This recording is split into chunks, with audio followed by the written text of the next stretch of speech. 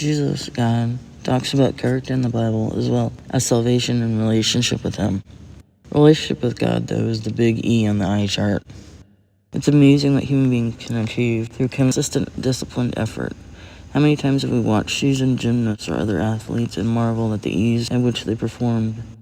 We realize that they've developed those abilities through vigorous training, which is what sets the true athlete apart from the spectators. Continuing our regular self-reflection requires similar discipline. Paul wrote Timothy, "Spend your time and energy for spiritual fitness." 1 Timothy 4:7-8. The everyday things we do for ourselves, like cooking, paying bills, going to work, are important, but spiritual things are more important. The word translated exercise translated specifically the disciplined training done by gymnasts in Paul's day. Spiritual strength and agility comes only through practice. We need to develop our spiritual muscles through consistent effort and daily discipline.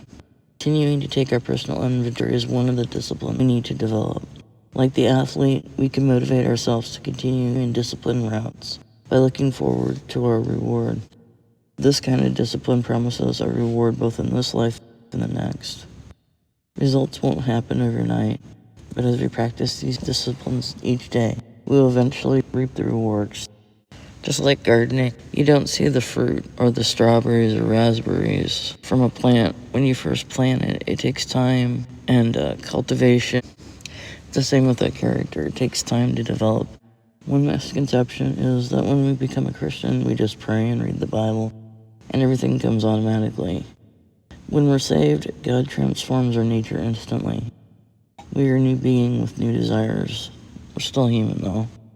But then God gives us responsibility and stewardship back to us. Just like in Exodus, God did not do everything for His people.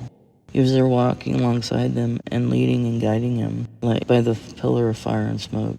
And the first 5 books of the Bible, the Pentateuch, Genesis, Exodus, Leviticus, Numbers, and Deuteronomy, they were following after God as disciples. God gave them responsibility and stewardship back of their lives, still walking alongside them, but they had to do certain things to make life happen. Sometimes we can make the mistake of getting on the hamster wheel of willpower or good works to get God's approval, or white-knuckling it through change if that's what we've been taught from our family of origin. We do it by grace. Jesus said that it happens by abiding in Him, having deep relationship. Grace is what fuels growth. The same way a tree pulls up nutrients through its roots and bears fruit, God made character growth natural that way. We make changes because we're filled up in His love. The same thing with relationships with people. We grow fueled by grace.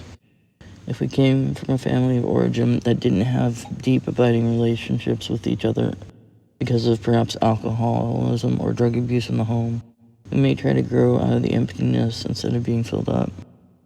We may not do the behavior of drinking or doing drugs, but have broken ways of doing relationships we learn without realizing it.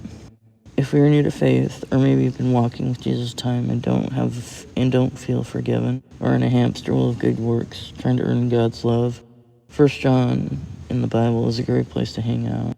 It's also good to get scriptures that talk about God's grace, like Ephesians 2:8-9, Ephesians 1:7, Romans 5:15-17, and memorize them. And also talk with the pastor to help straighten out grace in our minds and hearts. One of the things that's helped me most, the pastor's done, is to remind me about that it's grace, not by works, that we're saved, from the pulpit each Sunday.